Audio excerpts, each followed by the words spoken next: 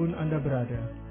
Anda kembali pada acara Telaga, Tegur Sapa Gembala Keluarga. Saya Gunawan Santoso dari Lembaga Bina Keluarga Kristen akan berbincang-bincang dengan Bapak Pendeta Dr. Paul Gunadi. Beliau adalah seorang pakar dalam bidang konseling serta dosen di Seminari Alkitab Asia Tenggara, Malang. Kali ini kami akan berbincang-bincang tentang pria dan romans. Kami percaya acara ini pasti sangat bermanfaat bagi kita sekalian, dan dari studio kami mengucapkan selamat mengikuti.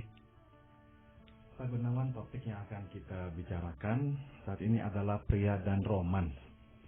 Saya sebelum membicarakan hal ini juga harus mengadakan sebuah pengakuan bahwa ini adalah topik yang dimunculkan oleh istri saya.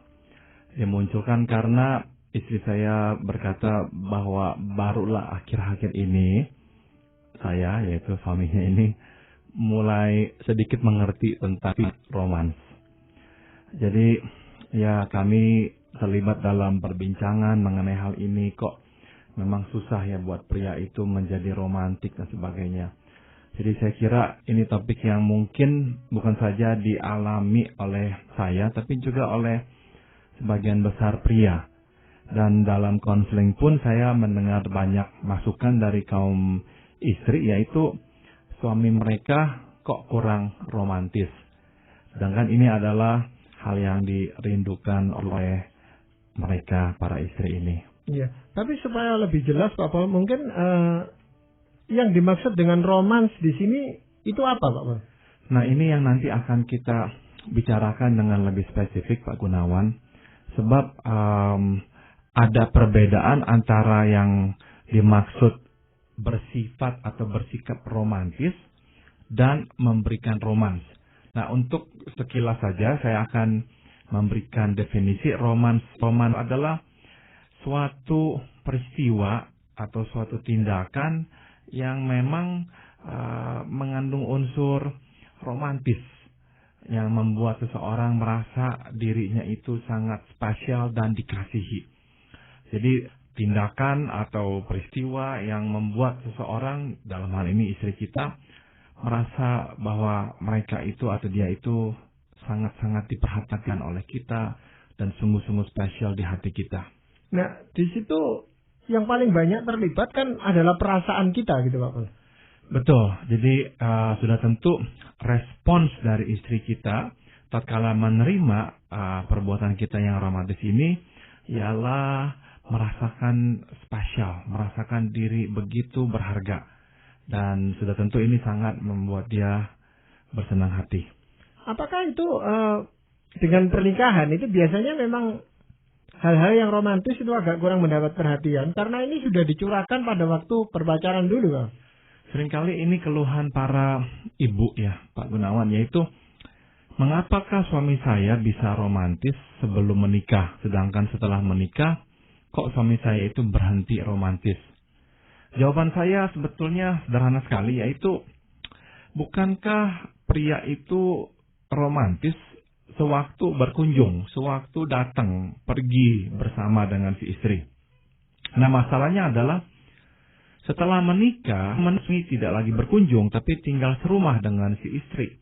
Dengan kata lain, si istri baru menyadari bahwa di luar 1-2 jam itu si suami bukanlah seseorang yang seromantis di dalam kurun 2 jam itu. Jadi memang pria bisa, saya kira, untuk romantis untuk jangka waktu tertentu. Kalau bersikap romantis secara terus-menerus, itu yang rasanya kok nggak biasa atau nggak begitu mudah dilakukan oleh pria. Iya. Seringkali juga tindakan-tindakan romantis ini selalu dihubungkan dengan seksual gitu, hubungan seks gitu Pak. Nah, ini yang saya akan gunakan untuk memberikan pemahaman yang lebih jelas kepada kaum pria. Pria kebanyakan ya mengalami kesulitan memahami romans. Apa sih itu romans? Kenapa sih romantis? Apa sih yang harus saya lakukan menjadi romantis? Nah, untuk memudahkan saya akan memberikan pengibaratan. Dan ini merupakan keyakinan saya juga. yaitu romans bagi wanita identik dengan seks bagi pria. Jadi pria membutuhkan seks seperti wanita membutuhkan romans. Romans tidak melulu seks dan memang terpisah dari seks. Tindakan atau peristiwa yang dialami itu bisa saja tidak mengandung unsur seks sama sekali. Sedangkan seks juga bisa sangat terpisah dari romans. Seks bisa hampa romans. Seks bisa hampa tindakan-tindakan yang romantis. Jadi keduanya memang sering dikaitkan, tapi padahal dua-duanya ini tidak harus bertalian. Nah, di dalam pernikahan sebenarnya romans itu fungsinya seperti apa, Pak? Romans itu dalam pernikahan bukanlah tonggak yang menyanggah berdirinya pernikahan itu. Bukan.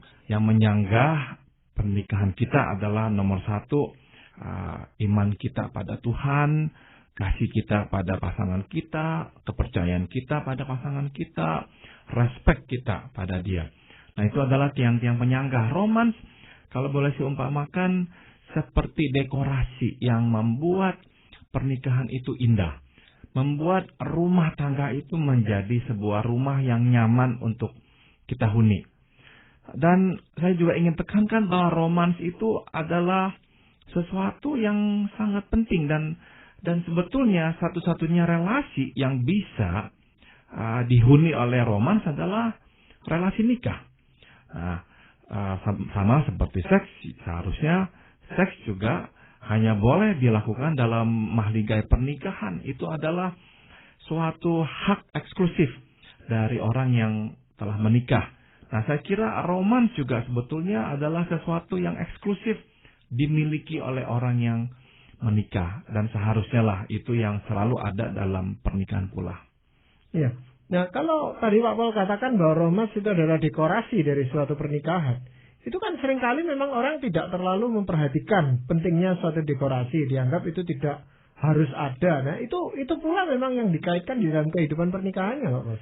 Betul, Pak Gunawan. Tapi bukankah kita bisa juga mengakui bahwa rumah tanpa dekorasi luar biasa datar, tawar, hambar, benar-benar tidak ada selera untuk berdiam dalam rumah yang tidak ada dekorasi. Begitu pula lah dengan pernikahan yang hampa romans. Pria akan mengalami kesulitan berada dalam pernikahan yang hampa seks.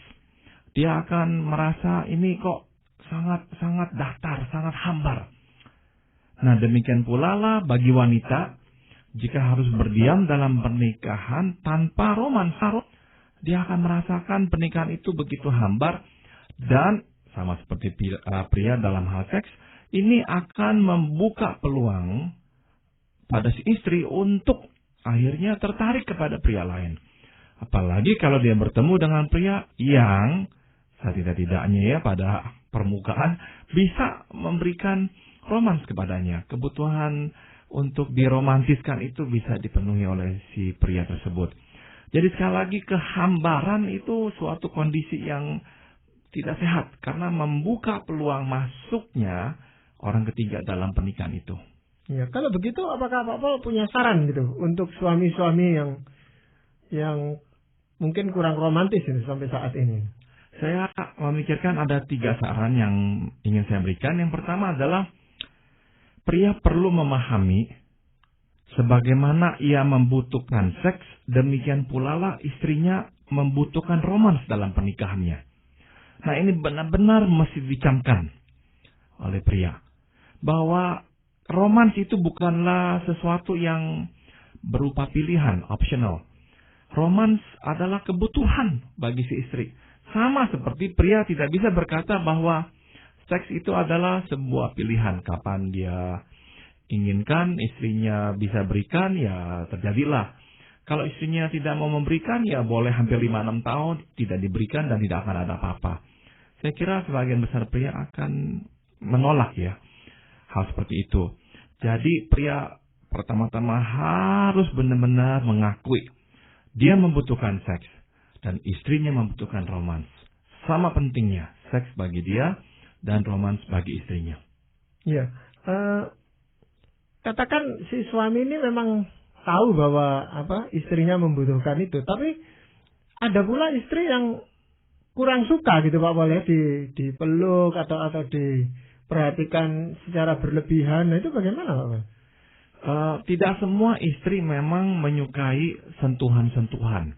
Tidak semua. Tapi nanti kita akan melihat bahwa romans bukan hanya terdiri dari sentuhan-sentuhan. Romans bisa berbentuk yang lain dan mungkin saja itulah yang diminta oleh istrinya. Ya mungkin ada kiat yang lain yang Bapak mau sampaikan. Yang kedua adalah pria perlu menyadari bahwa seperti seks, romans tidak harus diberikan terus-menerus, namun harus diberikan secara tetap dan berkala. Nah, ini yang saya ingin garis bawahi Pak Gunawan. Kita yang pria ini cenderung takut dan bingung dengan kata romantis. Sebab kita tidak begitu tahu ya artinya romantis, bagaimana romantis. Dan kalau kita menganggap kita diharapkan untuk romantis terus-menerus, saya kira itu menyulitkan sekali. Kita rasanya kok nggak mampu untuk romantis terus-menerus. Saya kira para bintang film di televisi atau di bioskop hanya melakonkan ya peran yang romantis. Dalam lakon-lakon itu saya kok menduga dalam kehidupan sehari-hari kemungkinan mereka pun tidak seperti itu. Jadi marilah kita lihat secara realistik bahwa pria tidak mungkin atau sulit sekali bersikap romantis terus-menerus. Dan inilah yang harus disadari juga oleh wanita, dan ternyata ini yang tidak diminta oleh wanita. Yang diminta oleh wanita adalah secara berkala pria itu melakukan sesuatu yang romantis. Dan ini tidak harus setiap hari. Sama seperti seks. Bagi kebanyakan pria, 1, 2, 3 kali paling banyak dalam seminggu lah yang dibutuhkan oleh pria.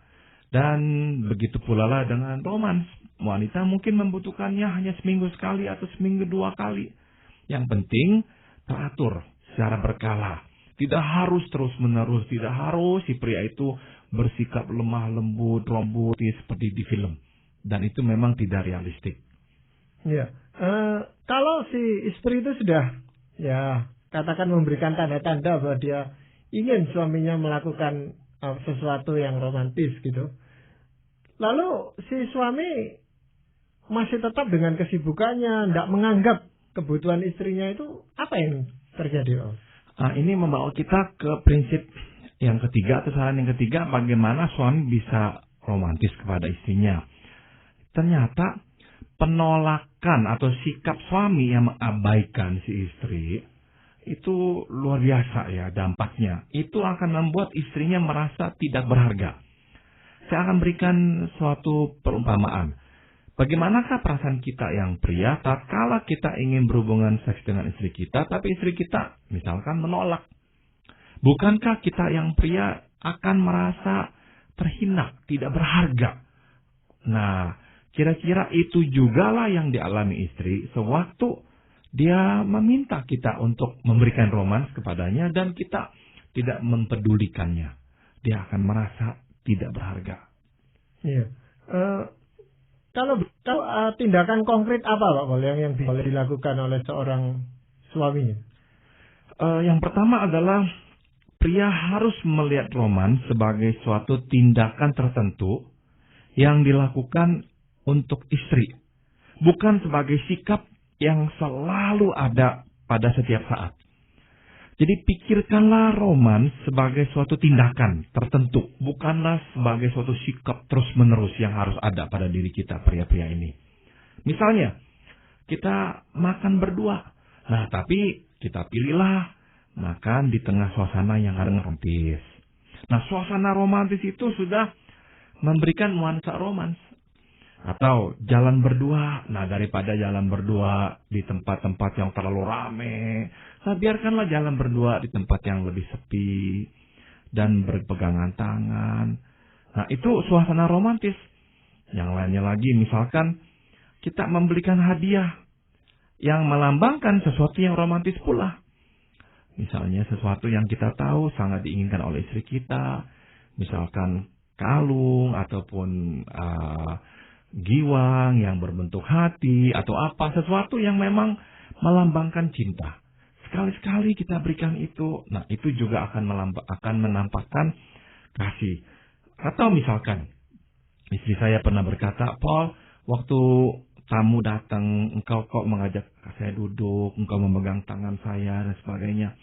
Bagi saya itu menunjukkan sikap romantismu kepada saya. Nah, hal yang sangat sederhana seperti itu ternyata bisa mengkomunikasikan romans. Dan ini saran saya, jika sampai kita kehabisan ide, ya jangan sungkan dan malu untuk bertanya kepada istri kita. Hal apa yang kau inginkan yang bisa aku lakukan untukmu? Istri saya dan saya sekarang mencoba untuk pergi keluar makan siang sekurang-kurangnya 1 minggu 1 kali. Dan kami memilih tempat yang sedikit sepi agar kami bisa duduk berdua dalam suasana yang relatif romantis. Jadi hal tindakan itulah yang harus kita tekankan. Iya.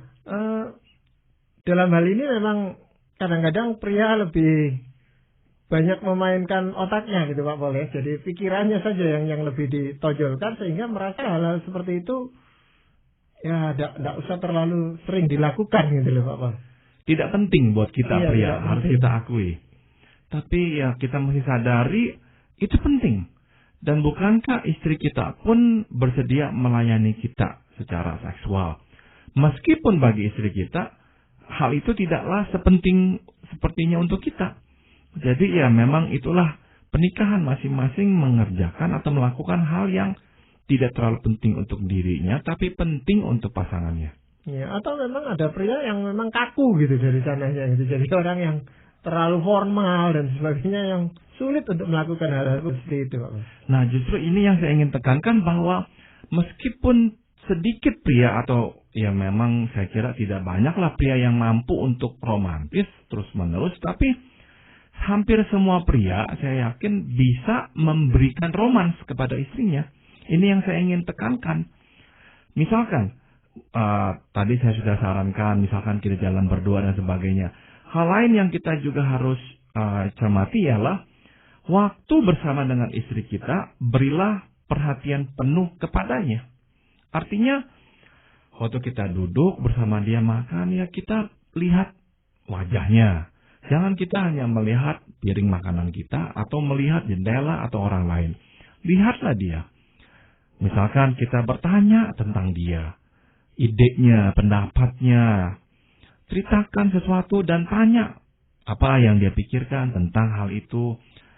Tanya apa yang dia ingin lakukan nanti minggu depan atau apa. Apakah ada rencana apa.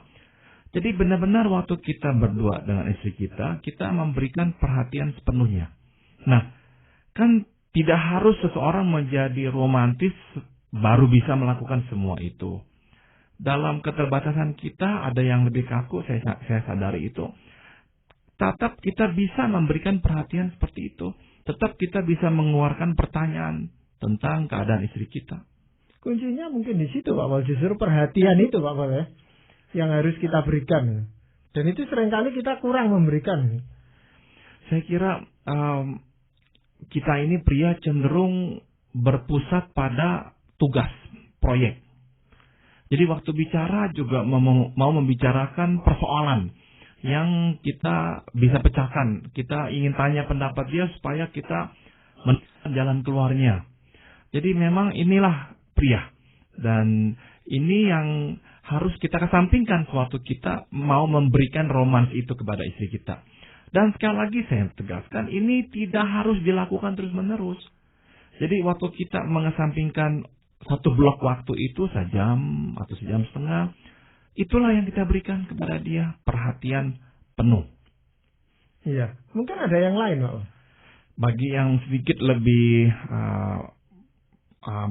mahir dalam mengamati, ya, ini saya sarankan berikanlah pujian tentang keindahan istri kita. Dan bukan hanya karakternya.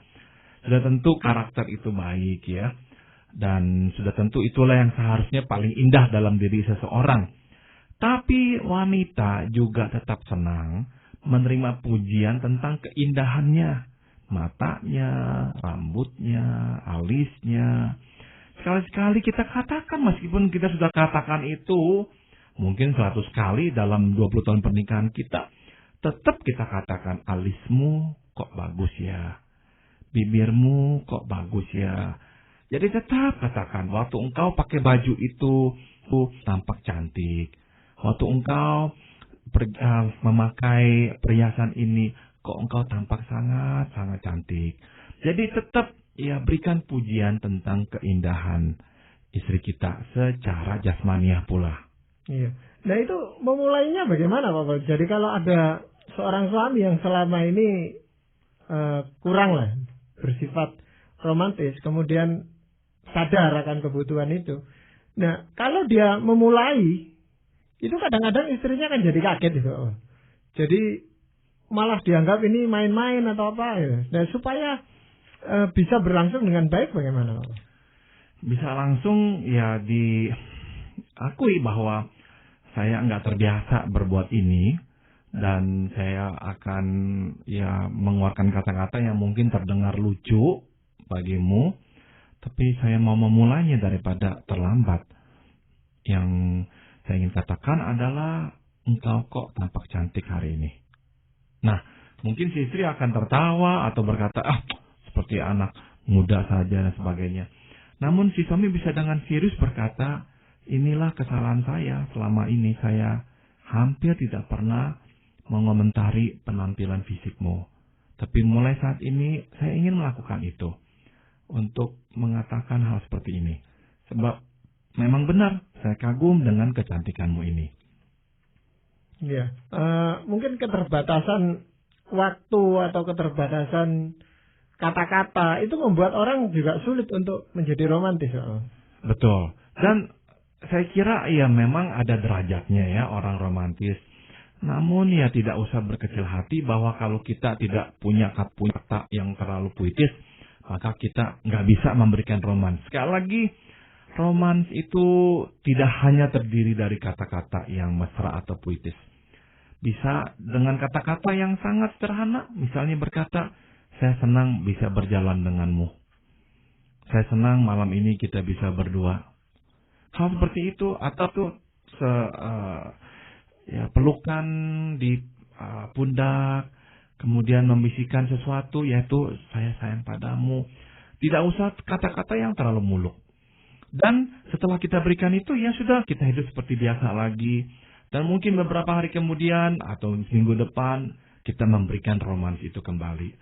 Jadi lakukan sebagai sesuatu yang teratur, sebab memang itu yang dibutuhkan oleh dia, istri kita. Ya mungkin juga saat-saat yang penting yang bisa diingat bersama-sama itu bisa menjadi awal dari tindakan-tindakan yang romantis terhadap pasangan kita lah. Misalnya ulang tahun pernikahan atau ulang tahunnya dia atau Betul. Ulang tahun anak, itu sebagai awal gitu Pak. Betul, awal misalnya ulang tahun kita memberikan kartu dengan kata-kata yang manis, yang baik, kita sendiri tidak bisa menulisnya, yang pilihkan kartu yang seperti itu.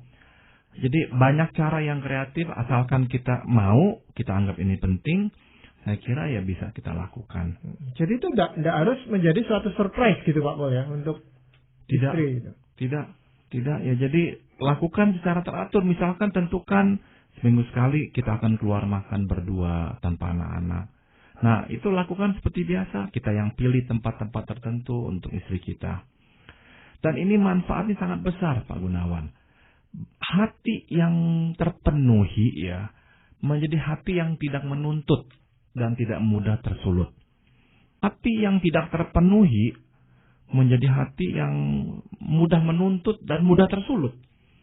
Maka dalam keluarga atau pernikahan yang terpenuhi, emosi tidak mudah tersulut, tuntutan lebih realistik. Nah seringkali kita gagal melihat dasarnya apa itu. Iya, kalau kita membaca kitab Kidung Agung di Perjanjian Lama itu kan memang sangat romantis dan puitis sekali gitu Pak Paul. Mungkin ada satu bagian yang menarik di sana yang bisa dibagikan oleh Pak Paul.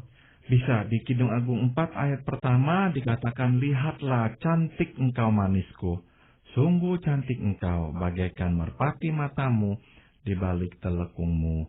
Ini adalah kata-kata Salomo kepada istrinya Jadi saya kira memang Tuhan mengizinkan bagian ini dicatat dalam Alkitab untuk juga mengemukakan sesuatu yang sangat manusiawi, bahwa wanita membutuhkan romans, dan tidak apa-apa sebagai seorang pria kita memberikan romans kepada istri kita. Ya, seringkali dikatakan memang Salomo itu perayu yang luar biasa gitu awalnya. Ya. Apakah itu memang benar begitu atau bagaimana? Ya, tidak-tidaknya dari Kidung Agung kita melihat betapa banyaknya ungkapan-ungkapan puitis dan romantis ya yang dikeluarkan olehnya, yang dicetuskan dari hatinya untuk istri yang dikasihinya. Tidak ada salahnya kita para suami belajarlah dari Salomo. Ya, untuk kebahagiaan istri dan juga kebahagiaan Kita juga. Ya. Terima kasih Bapak. Para pendengar sekalian, terima kasih Anda telah mengikuti perbincangan kami dengan Bapak Pendeta Dr. Paul Gunadi dalam acara Telaga, Tegur Sapa Gembala Keluarga. Kami baru saja berbincang-bincang tentang pria dan romans. Bagi Anda yang berminat untuk mengetahui lebih lanjut mengenai acara ini, silakan menghubungi kami lewat surat. Alamatkan surat Anda ke Lembaga Bina Keluarga Kristen atau LBKK, Jalan Cimanuk 58, Malang. Anda dapat juga menggunakan fasilitas email dengan alamat telaga@indo.net.id. Saran-saran, pertanyaan, serta tanggapan Anda sangat kami nantikan. Dan akhirnya dari studio kami mengucapkan terima kasih atas perhatian Anda. Sampai jumpa pada acara Telaga yang akan datang.